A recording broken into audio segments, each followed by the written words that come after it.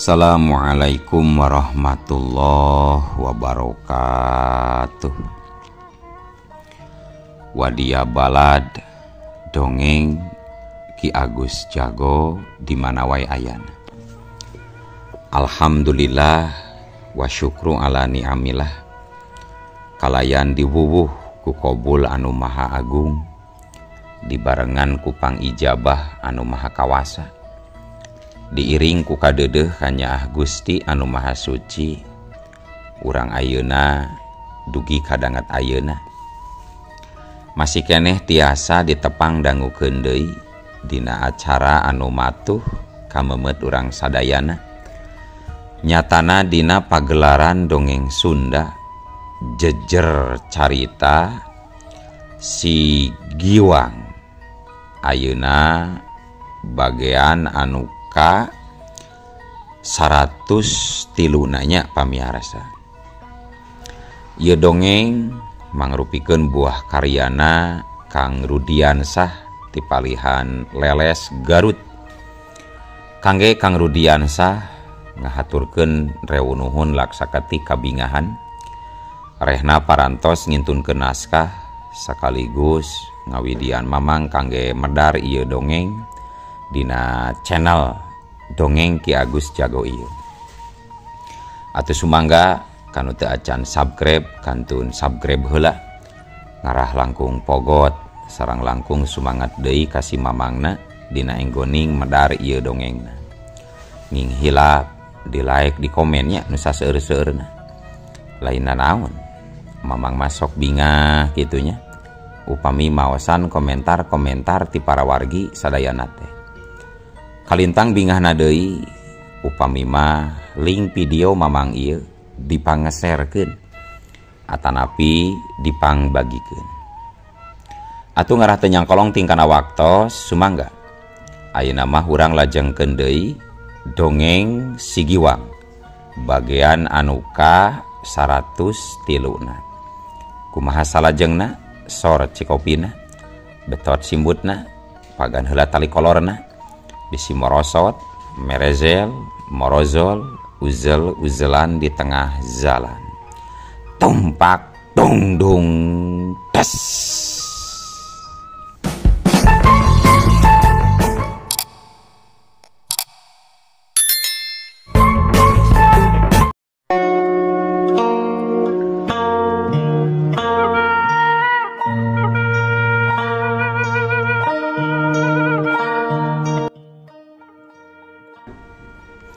Siut huter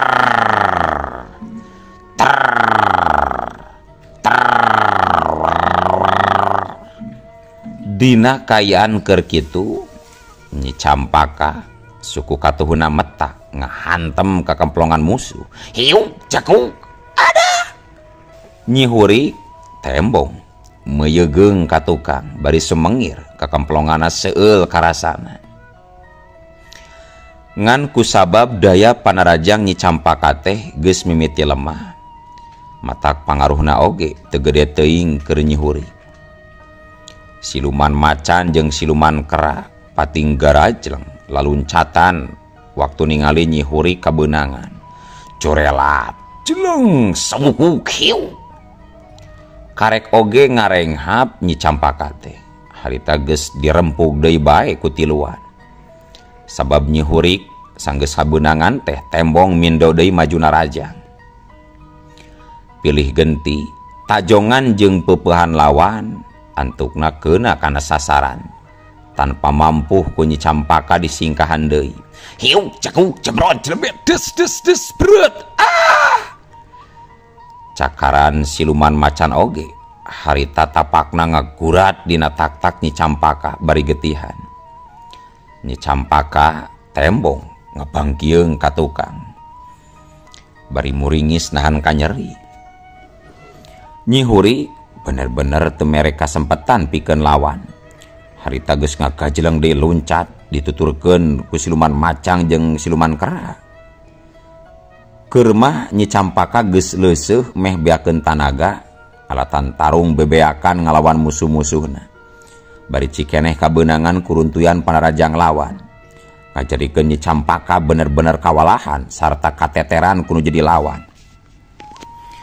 Sanajan harita mampu nyabetkeun pedang kana leungeun siluman lentah nepi ka buntung, balesan ti Nyi Huri geus teu bisa ditawar deui. Pedangna lesot tina cekelanana sarta awak Nyi Campaka ngajengkang ka tukang meh-mehan rubuh maring lemah. Mangsa kabeunangan kuruntuyan panarajang lawan. Tapi untung panarajang siluman macan mah anu ngarah kana sapasang panon mampu kena disingkahan. Curelat jeleng pelawas deuk sauk cekuk jebrot des jengkang koleang dari dug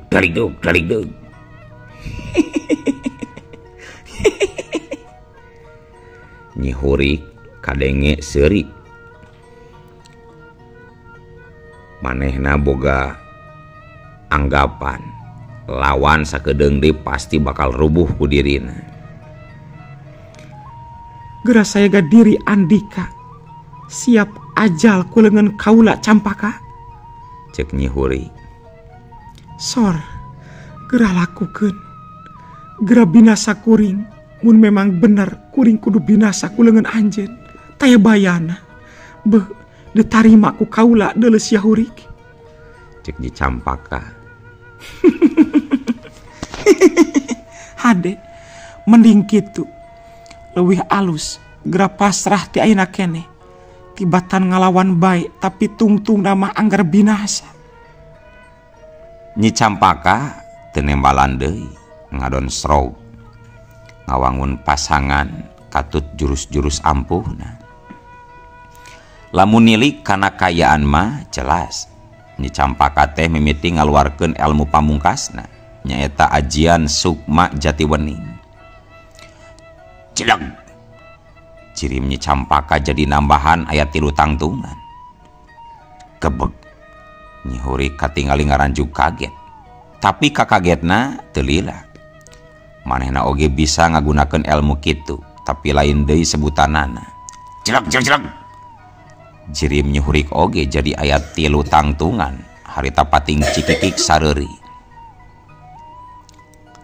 Siluman lentah jeung siluman macan teu maraju deui.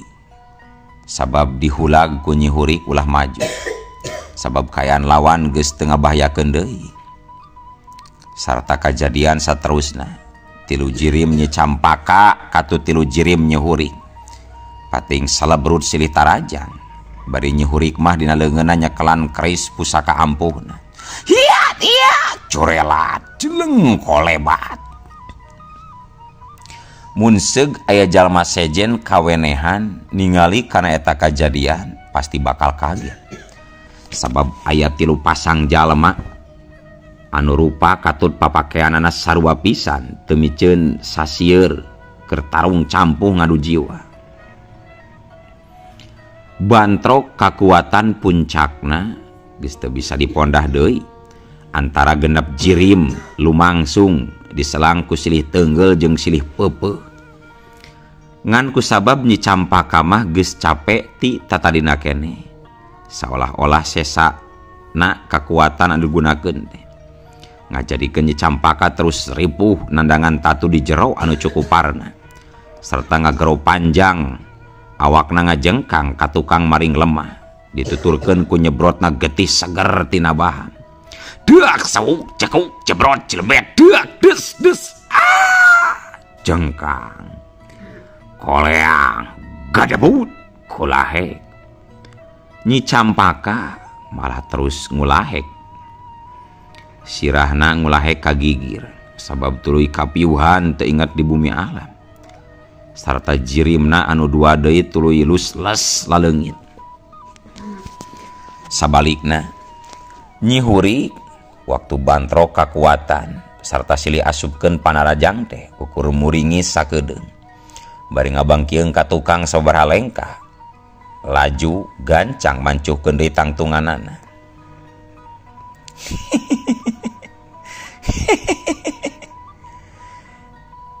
Seuri Nyi Huri ngandung harti gambaran tina hate anu sugema sabab bisa ngarubuhkeun musuh. Gancang piceun si Campaka anu keur sakarat teh kawalungan Cimanuk sinas sakarat bari palit gancang.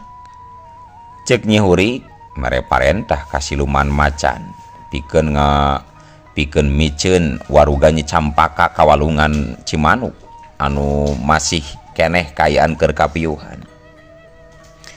Teu kaleket siluman macan gancang manggul awak Nyi Campaka anu keur kapiuhan teu inget di bumi alam. Dibawa ka walungan Cimanuk hulu anu keur meujeuhna ngagulidag gede caina. Dipanggul bangun hampang nakar. Awak Nyi Campaka sanggeus nepi ka si walungan belewer gancang dialungkeun. Awakna ngaleng-leong kabawa palid ku cai walungan hulu anu berasna bakal kahilir. Nyi Campaka kiwari teuing bakal kumaha nasibna.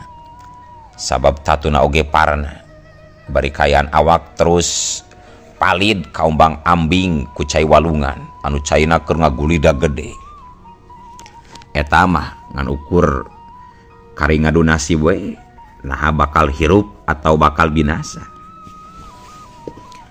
Kakejeman Nyi Hurik pogo we kapake pisan ku Nyi Wisik mah. Nalika Nyi Hurik ngahaja datang ka karaton geusan ngalaporkeun hiji kajadian anu cikeneh karandapan. Pok Nyi Hurik cumarita ka Nyi Wisik nalika geus aya di karaton. Kitu tah Gusti Ratu. Nyi Campaka ku abi kapaksa kudu dialungkeun ka walungan Cimanuk hulu. Hade. Andika memang hebat nalika ngemban tugas diri kula Nyi Hurik. Musuh utama anu cukang lantaranana Nyi Lumut ajal kiwari geus binasa. Kari dua urang deui anu can binasa teh si Ebah jeung si Giwang mangrupa indung jeung anak. Maranehna sarua musuh utama pihak urang anu kudu gancang disingkirkeun. Kitu ceuk Nyi Wisik nalika negrakeun kabunga hatena ka Nyi Hurik. Nyi Hurik liang irungna bangun ngadadak beukah ngarebehan asa ngapung nalika meunang pamuji ti ratuna. Pok harita Nyi Hurik nembalan bari seuri leutik. Hatur nuhun pisan Nyi Ratu. Salira sapinuna parantos percanten ka abdi. Atuh perkawis si Giwang katut Nyi Ebah tiasa ku abdi dipaluluh laratanana ayeuna sarta bakal langsung dibinasa. Lamun mamaranehna wani ngambah ka Gunung Papandayan atanapi ka Gunung Cikuray ku abdi baris ditindak. Teu kudu Hurik, teu kudu. Mohon. Nah kitu kunaon Nyi Ratu beteu kenging. Sabab eta dua jalma teh tetela geus deukeut tereh ngambah ka Gunung Guntur. Kalayan dina waktu anu kawilang singket kula sorangan teu nyangka maranehna bisa sagancang kitu ngambah ka wewengkon Gunung Guntur jauh tina sangkaan. Baruk ku tanteh kitu Nyi Ratu. Bener kula teu nyangka pisan. Kula yakin maranehna ngagunakeun ilmu napak sancang jadi lalampahanana bisa cepet tur gancang. Mohon Nyi Ratu teras kedah kumaha abdi salajengna Nyi Ratu. Tenang Hurik, kula ayeuna boga patalukan anyar. Mbah Buyut giling-giling anu siap diparentah geusan megat lalampahana si Giwang katut si Ebah. Dupi Mbah Buyut keling saketi kumaha Nyi Ratu tos pulih deui. Saha eta Mbah Buyut giling-giling teh? Cek geteran batin kula si Buyut keling saketi geus pulih. Ngan manehna jigana bae museur kana hiji masalah anu keur karandapan seolah-olah ngajauhan urang. Sakaligus panggih jeung musuh satru kabuyutanana. Kula bingung kudu kumaha nyang harepan Buyut keling saketi. Sikapna anu jelas patukang tonggong jeung pamadegan diri kula. Mbah Buyut Keling saketi wajib ditindak Nyi Ratu. Can waktu nahurik. Sabab gede letikna si Buyut Keling saketi masih keneh aya ngabantu ka pihak urang. Ku ayana masalah pribadi antara manehna jeung musuh bebuyutanana. Bisa ngurangan oge jalma anu arek ngajugjuk ka Gunung Guntur. Tapikeun soal si Buyut Keling saketi ulah deui dipikiran. Ayeuna kula arek nanya ka Andika. Sabaraha nyawa jalma, sabaraha urang jalma anu keur ngajugjuk ka Gunung Guntur, anu ngaliwat ka Gunung Papandayan, sarta sabaraha jalma anu geus dibinasa ku Andika. Pang-pang namah jalma anu boga ciri jawara, tur boga tujuan anu sarua ngajugjuk ka Gunung Guntur. Oh muhun, kieu Nyi Ratu. Jalmi-jalmi ti dunya kajawaraan anu ngambah ka Gunung Papandayan teh sarta tujuanana bade ka Gunung Guntur. Kirang langkung aya kana genep welas urang jalmina. Sadayana parantos ngaralayang jiwa kalebat Nyi Campaka. Nu sanesna para wanoja dijantankeun abdi satia salira seueurna 4 jalmi Gusti Ratu. Hebat. Andika memang hebat hurik. Hade gawe, hade milik. Teu cara nasibna si pecat. Kumaha kitu Nyi Ratu?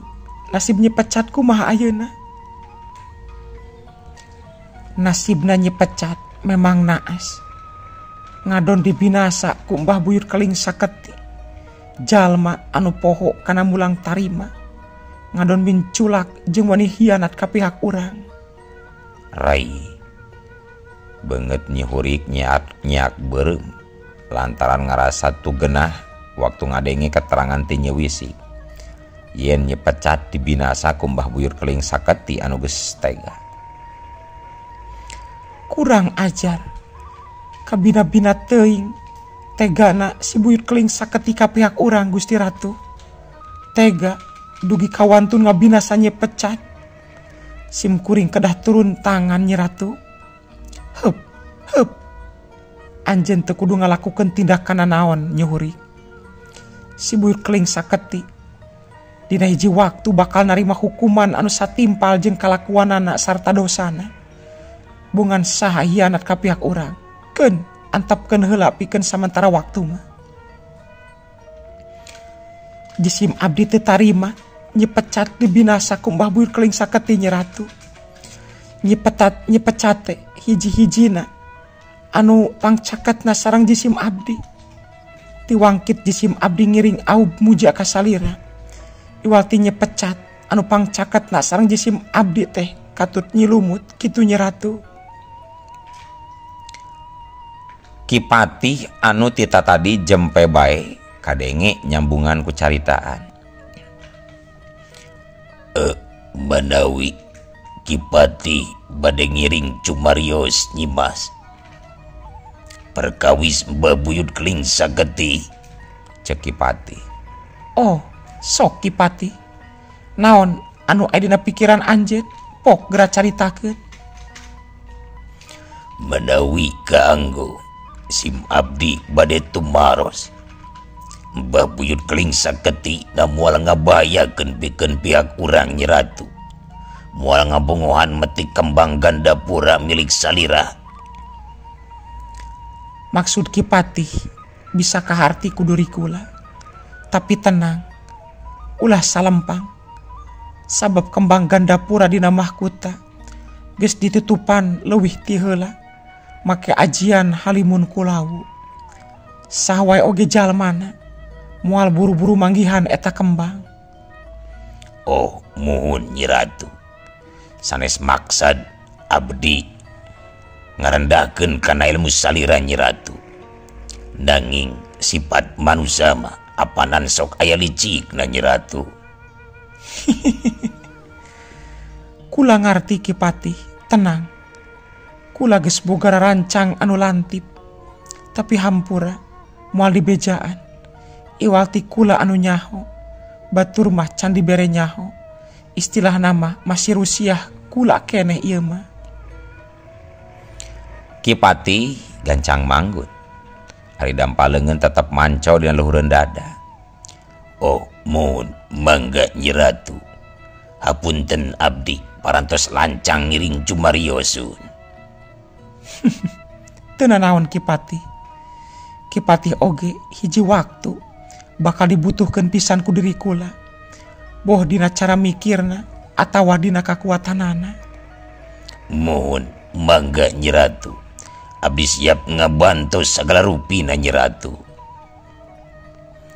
Dina kayan keur kitu, harita aya anu norojol datang, rupa jalma urang kampung. Tapi sorot panona mungguh nebarkeun sima pangabaran anu ngandung hawa dedemit. Cohagna mah warugana memang manusia tapi eusina dedemit. Jeung memangnya eta teh warga urang pakampungan anu geus dikawasa ku roh jahat nu taya lianti Mbah Buyut giling-giling. Mbah Buyut giling-giling teh geuning pamiarsa anu geus dibinasa ku Mbah Buyut Keling Saketi waktu aya di markas Walanda teh. Eta Mbah Buyut giling-giling teh beheungna mah gorowong tapak ngegel huntu tapi hirup getihna geus rada garing. Nyi Hurik ngareret sakedeung kanu anyar datang. Kumaha giling-giling? Andika geus siap pikeun indit ngemban tugas di diri kula. Pancen sakaligus syarat tanda bukti yen Andika bener-bener arek kumaula ka diri kaula. Mun syarat anu mimiti ku Andika dilaksanakeun kalayan lulus, salaku tanda kasatian Andika ka diri kula, mangka Andika bakal dibere kekuatan puncakna kalayan leuwih hebat batan si Buyut Keling Saketi. Tapi tong salempang, sanajan gagal cek paribasana Andika dina ngabinasa si Giwang Katut si Ebah, tetep Andika bakal diberi kekuatan jeung ilmu ku diri kula. Gesan modal Andika nu hayang males kanyeri ka musuh-musuh Andika giling-giling. Tenang Nyi Ratu, guring janji bakal mampu ngabinasakeun si Giwang kalayan asit luyu jeung pancen di salira Nyi Ratu. Hade, juga itu gerak indit. Ari Andika bener-bener geus siap mah. Hulu si Giwang jeung hulu si Ebah bawa jagrageun ka hareupeun kaula giling-giling. Mohon mangga siap Nyi Ratu, kula pamit. Teuing kumaha jeung iraha mimitina, Mbah Buyut giling-giling jadi patalukanana Nyi Wisik anu memang kaitung can lila. Jelengelas kusabab geus jadi setengah siluman meureunnan Mbah Buyut giling-giling teh. Mata karita jerimna bisa ngacorelat laju ngaleungit. Sainditna Mbah Buyut giling-giling teh eta karaton. Nyi Hurik gancang kadengi nyarita deui. Leres gitu eta manusia kasasar teh kagungan sikap anu jujur Nyi Ratu.